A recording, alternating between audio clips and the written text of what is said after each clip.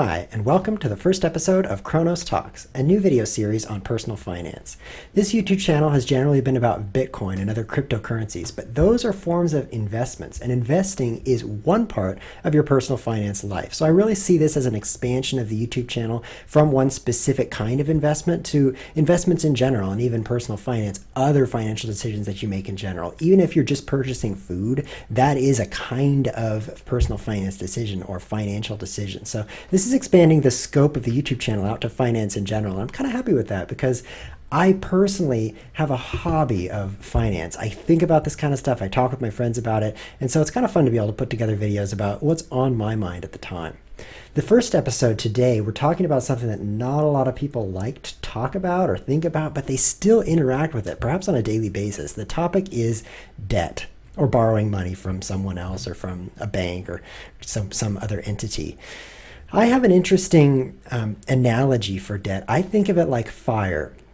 Now, when you hear the word fire, perhaps you think, warm, toasty, this is nice. Fire is a nice tool for keeping your house warm or for cooking or, some other, industry. It's used in various ways, but it's also very dangerous. Personally, I have an irrational fear of fire. I had to look this up. The technical term for that is a pyrophobe, someone who's like super scared of fire for no good reason. That is me. I am actually terrified of fire, or at least I was as a kid. I've kind of grown out of it a little bit. But as a child, we had a wood fireplace in the house that we would heat the house with. And whenever my dad opened it up to put wood in there, I would just be freaked out that the fire was maybe going to jump out and burn the floor. And even though it never did, it didn't keep me from being afraid of it.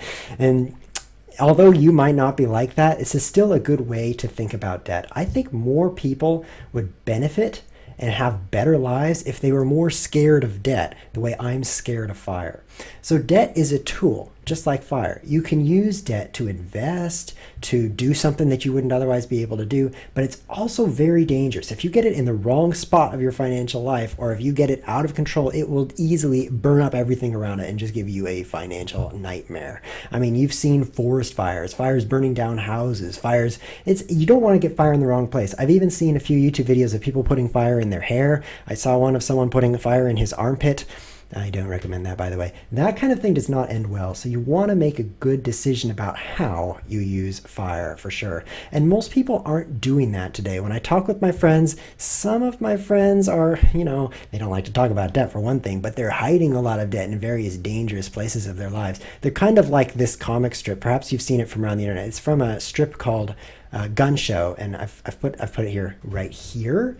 Perhaps you've seen this. This is my friend the dog saying, "Oh, this is fine, absolutely fine." The panel goes on with the house just burning down. The dog starts melting like it's a crossbreed between a dog and some overstuffed candle, perhaps. Which I wouldn't put that past a dog, by the way, because I could definitely imagine a dog trying to mate with an overstuffed candle. So the dog just absolutely melts, but the whole time he's thinking, "Oh, this is fine, this is normal." And that's the way people see debt these days. It's like, "Oh, this is a normal thing to have in my life." Well, I don't see it that way. I see it as a specific tool for a specific purpose. And if you're just spreading it out and not even being very mindful about that, then you're going to burn up your house and basically give yourself a lot of stress and difficulty in a hard life and not even realize that's the case. Just like this dog, you're saying, "Oh, this is normal. Everybody does this," but you're actually making life difficult. So let's hide that dog.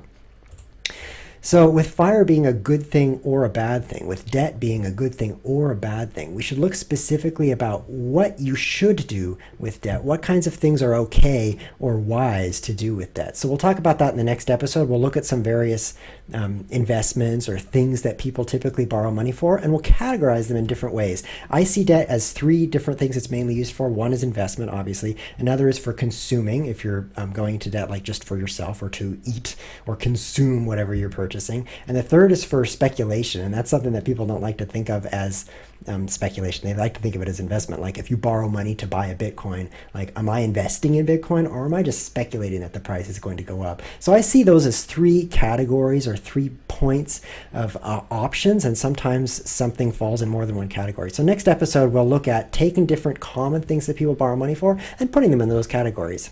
If you enjoyed the talk today, please consider subscribing to the YouTube channel, and I'd love to hear your comments below the video. I'm Kronos. Thanks for watching.